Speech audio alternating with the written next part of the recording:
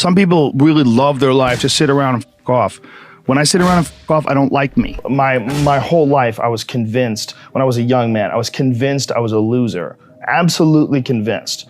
Until I started getting really good at martial arts, I never thought I was good at anything. I just had a very low self-esteem.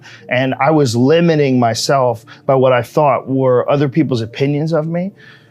This is when I was a really young kid. And I didn't figure this out until I was like in my 30s. But I think that you absolutely can be limited by your perceptions of someone's definitions of you. But you can break through that stuff.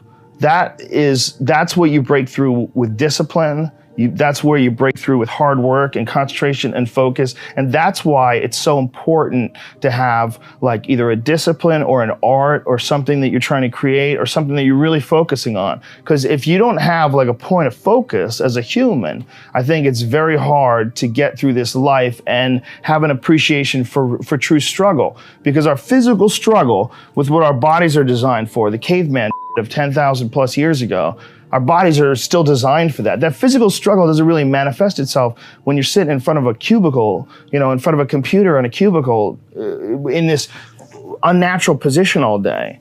I think the whole situation is very confusing for the human body. And we don't get the tests that we need in order to have what you would call personal sovereignty. So you got to impose those tests on yourself. Your life would feel better and richer if you had a goal, you chase that goal, you accomplish some things, you would get this boost of confidence, you'd get this boost of self-esteem, like whatever it is that you're into doing. Maybe you're into drawing comic books. Maybe you're into making pottery or sculptures, but find whatever the that is and pursue that instead of doing nothing. Like the people that are doing nothing, doing something might be as simple as like that Alex Honnold guy. He just climbs rocks, but he's world-class rock climber. Though. It's something. You don't truly appreciate relaxation unless you've worked hard. And that is the yin and the yang of life. And I've said this to the point of people getting sick of it, but one of the worst decisions a man can make, I can only speak for men, obviously, is to be comfortable. I don't think you should try to be comfortable. I think what you should try to do is try to earn comfort. And if you can get a day off where you've worked hard and you've accomplished goals, that day off will be so sweet. When I work hard and I sit in front of the TV, I enjoy the shit out of it. I put my feet up, I have a nice drink, I enjoy my free time. I'm more of a workaholic than I should be, probably. If the balance was, I probably should relax more than I do, but I never feel like I earned it. But that's part of the reason why when I do feel like I earned it, I can enjoy it. It's because I am more connected to the idea that I need to accomplish things and it's not like for anybody else's benefit other than my own or anybody else's approval other than my own. When I have a task, whether it's today I'm going to write 1,000 words, or 2,000 or whatever the number is. If I don't do that, I write things down. Like I'll write down a list of things that get accomplished that day. And if I don't accomplish that, I'll get sick. Like it'll drive me crazy. If I can't fill out that list, that drives me nuts, but that's what led me to be a championship level martial artist. That's what led me to achieve it's the reinforcement of those goals, like understanding that you can achieve those goals. It's going to be difficult. You're going to push through the difficulty, and then you're going to understand what difficulty truly is and how much of it is just mental, how much of it is just in your mind, this adversity to difficult task or to struggle. And a lot of people have that. They're scared. They're scared of complications. They're scared of failure. Failure is a big one that people are afraid of. But failure is one of the most important things you could ever have as far as like the motivation to do things differently. One of the reasons why I think that I'm good at friendships and relationships is because I've failed at them in the past. One of the things that I'm good at comedy is because I bombed on stage. One of the reasons why I'm good at work is because I've been a shitty worker in the past. And I know the feeling of failure, the feeling of shame, of being like a weak, non-motivated, lazy person. It's a weak feeling. You don't respect yourself. And I have this phrase that I use all the time to people to try to motivate people. I say that be the hero in your own movie. Pretend that if your life was a movie and your life started now, what would the hero do? What would the person that you respect do? What would the person that you admire, person that inspires you, what would they do? Well, do that. And if you do that, you slowly build momentum. You like, today I did what I wanted to do. Today I started a class in yoga. I did this. I did all these things that I was saying I wasn't going to do. And now I feel momentum. And momentum is a very important point in people's lives. That's why some folks don't like to take days off, because they feel like they're losing momentum and they sort of have to restart the wheel up again after a vacation. Before I was successful, I realized it was stupid. Long before, because when I was like an amateur, I would see guys that were killing, and I'd be like, F him, like, why is he doing good? Like, that guy sucks, and this guy sucks, and you know, how come he got this and he got that? And then I remember thinking, like, this is a gigantic waste of time. And I got into comedy because I'm a fan of comedy. And my concentrating on people that suck or being jealous about people that are doing well does me zero good. But instead, if someone does well, I can be inspired and I can get fired up by it. I mean, I figured this out in my early 20s. I was like, okay, this is I have a poor way of looking at it, because it's a martial arts thing. Because in martial arts, like, you can't be jealous of someone else's ability. You have to realize you might have to fight them someday. So by realizing that they're really good, you're forced to be objective about it. And you have to go to work.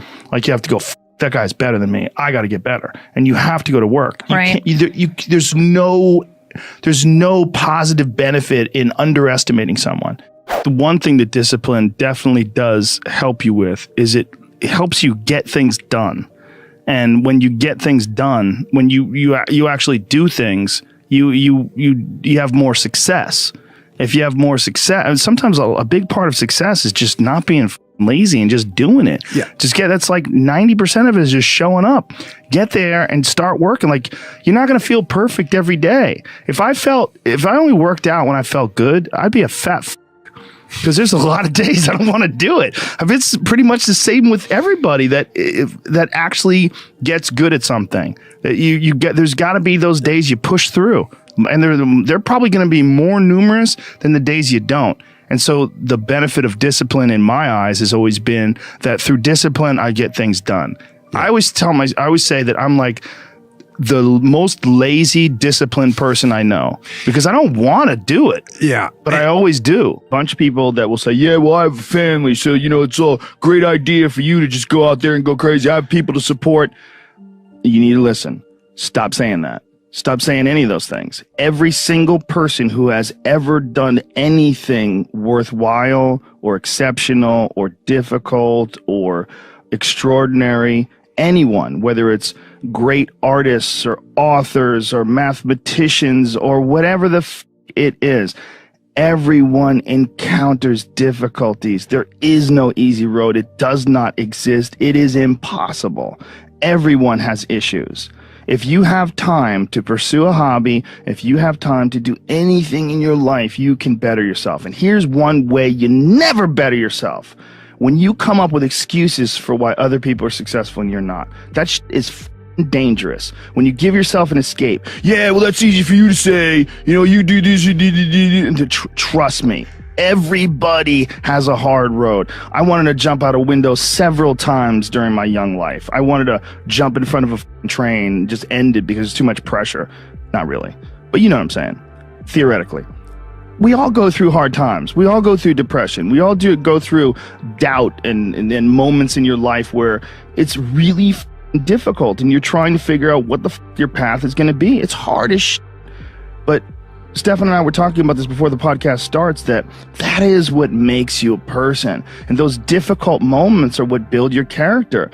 Show me a great man who's the son of a great man. That's what we're saying. These kids that are born billionaires, you're never going to be a self-made person. You have a backup trust for your backup trust for your trust, and you're man. The most important thing is always for all people to recognize that you're not who you were a year ago. You're not who you were 5 years ago. You're not who you were last week. You're who you are now, and this is the only you have control over. So you got to regulate how much you dwell on regrets of the past. You really got to be careful, because it's good to have a little, because my regrets, whether it's things of professional nature or the very few regrets friendship-wise, which is one thing that makes me very happy. But you know, there's life is strange. There's a lot going on. There's a lot of factors happening in life. But for sure, who I am now wouldn't have ever happened if I didn't fuck up. If I didn't make those mistakes, I wouldn't have understand the importance of friendship and kindness. And if I hadn't been cruel at some point in my life, or someone hadn't been cruel to me, I wouldn't understand the beauty of love. I wouldn't understand the full range of it because I hadn't felt the sting. If nobody ever punches you in the face, you don't really appreciate safety. Because a lot of people don't even understand what safety is. You pretend, oh, we're safe, but you are so not safe at any moment.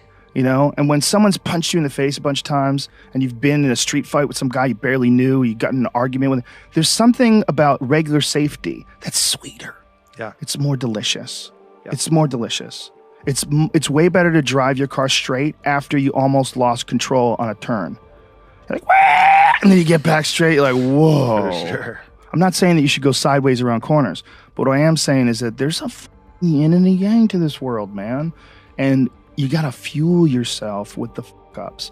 And most people get stuck in these patterns because they define themselves as a fuck-up, or they define themselves as a person who doesn't follow through on their ideas, or a person who doesn't pursue their real interests and loves. You define yourself by that. Well, you know, I guess I start things and I quit. No, you don't. No, you have started things and you quit. And it gives you a horrible sense of regret that's made you define yourself by that. You don't have to do that.